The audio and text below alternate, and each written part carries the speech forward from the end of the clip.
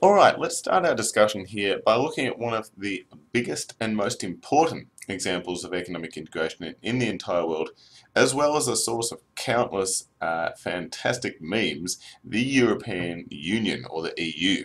It's effectively a product of two key political factors. Certainly, the devastation that resulted from the two world wars meant that a lot of the countries in Europe, almost all of them effectively, said we need to basically get our stuff together here and make sure that this doesn't happen again. We want peace on the continent of Europe rather than this continued state of war. And so that was certainly one of the key factors that led to the establishment of the European Union, and also as well as the desire for the European nations to hold their own both politically and economically on the world stage. And this was certainly the case as the rise of countries like the United States and more recently China have become dominant players on that international stage, and a lot of these European nations want to ensure that they continue to have representation on that global stage. In terms of the key developmental factors and stages of the European Union, it all started and can be traced back to 1951.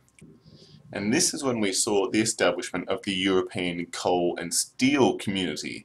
It's not a particularly glamorous or sexy name, is it? But it is effectively when we saw the birth of what we now know as the European Union. We saw some of these key countries within Europe, like Belgium, France, Western Germany at the time, Italy and the Netherlands, as well as Luxembourg, coming together and focus on the reduction of barriers to trade, obviously within industries such as coal and iron and steel, hence the name. And this progressed as the years went on until in 1957 the Treaty of Rome established the European Community. So it was effectively a change of name at that point. And by 1993/1994 we saw the Treaty of Maastricht being signed. And this is where the European Community changed its name to the European Union as we know it today, as well as a number of other countries becoming involved at that point. And it has continued to evolve and certainly added new member countries to this day. In terms of some key facts here, we are looking at 27 current member countries in the European Union. They have, as we've spoken about previously, adopted a single currency and have a combined population of about 500 million people. So it's a massive group here, as well as obviously having a GDP, a combined GDP of 12 trillion euros, so a massive global superpower as it exists today.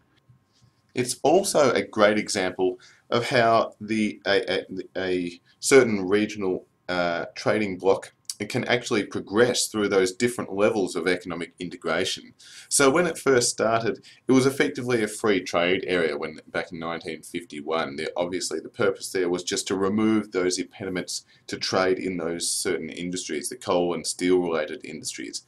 By 1957 they tried to establish a common market, which, as we spoke about before, added things like the removal of the impediments to the factors of production to be shifted around the member countries, as well as that common external trade policy.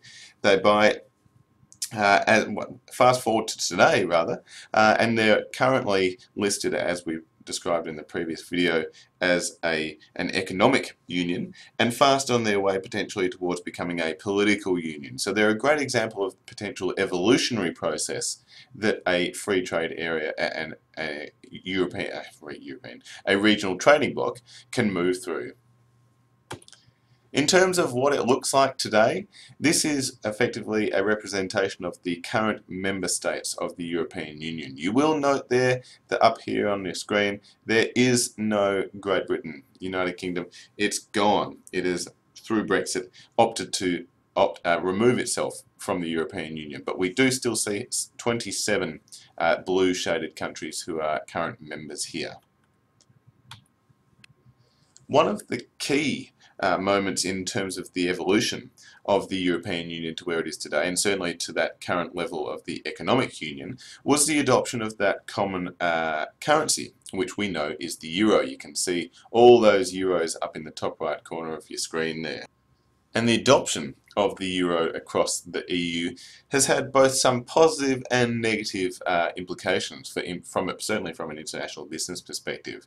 If we look first at some of the benefits, there are absolutely savings from having to handle one single currency rather than many. Any of us who have travelled to Europe will understand the ease of going from one member state to another, because you can simply use euros to pay for things across the majority, not all, but the majority of countries in the European Union. This is obviously, as by extension, making it a lot easier to do business for firms as well as us as individual travellers.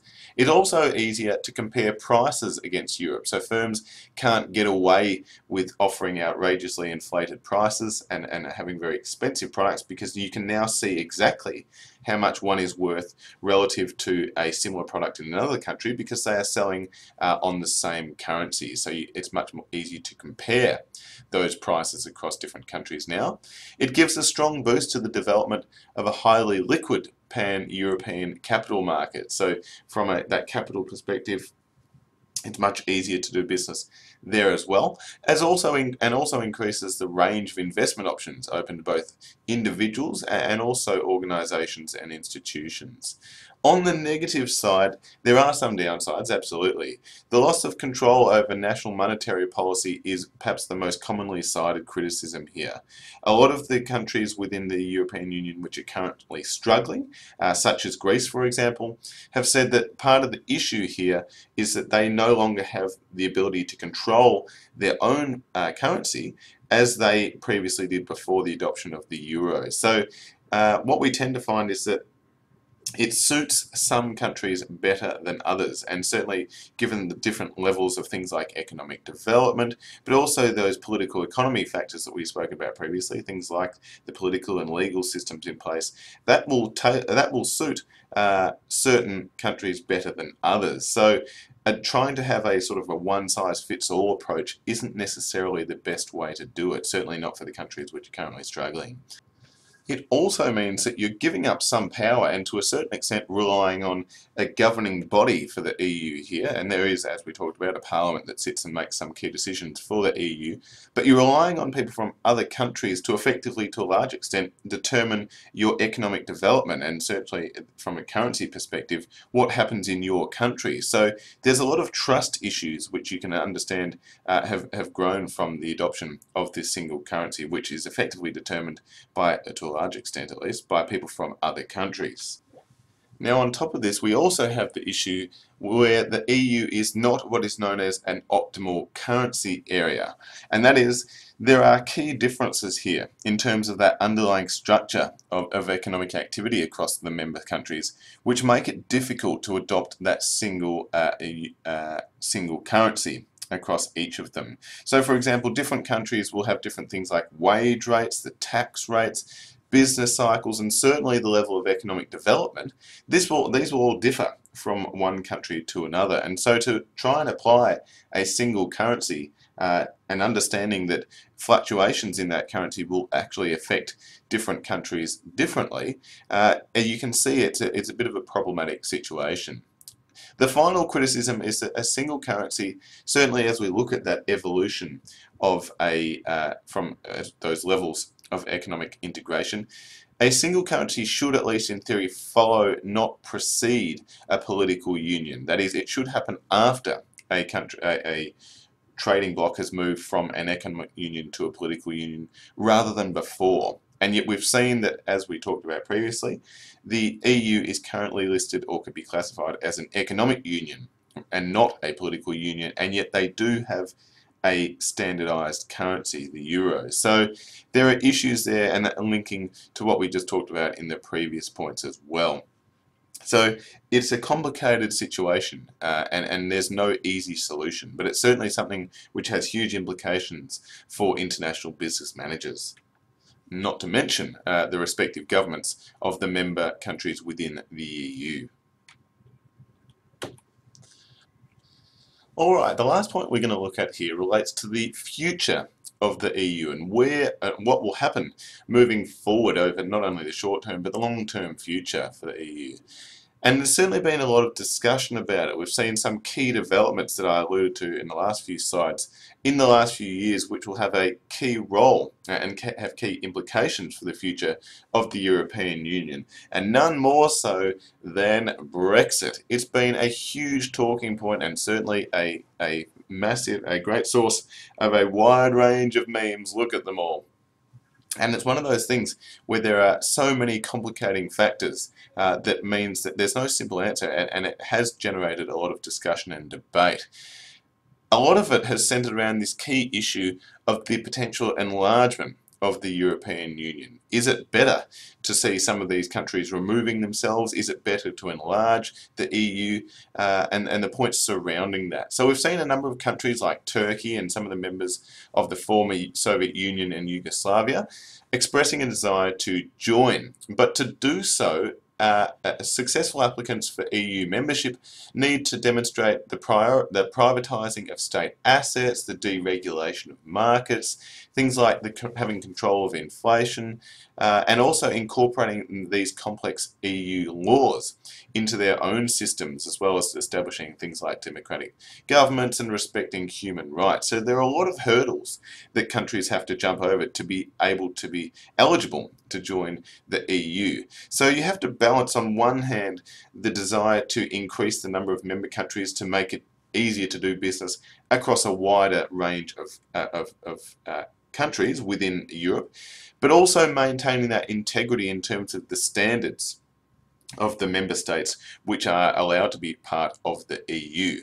We're also seeing tensions that are very high between some of the higher performing countries like Germany, which has traditionally had a very strong economy within the existence of the EU, and some of the lesser performing members like Greece, which, as I said previously, is struggling from an economic perspective at the moment. You see a situation where there's a bit of resentment from the stronger performing economies like Germany having to effectively prop up some of the poorer performing members like Greece. The question of whether these countries like Germany should be handing out additional loans to Greece is a questionable one, and certainly has generated a lot of debate. And who is actually benefiting in the long term anyway. And as I said before, there is, of course, the issue of Brexit. So given that the Great Britain has elected to remove itself from the EU, what does this mean for other members, given that they were one of the major trading partners within the European Union? Is that going to impede the worth and the value of actually remaining in there for the other countries?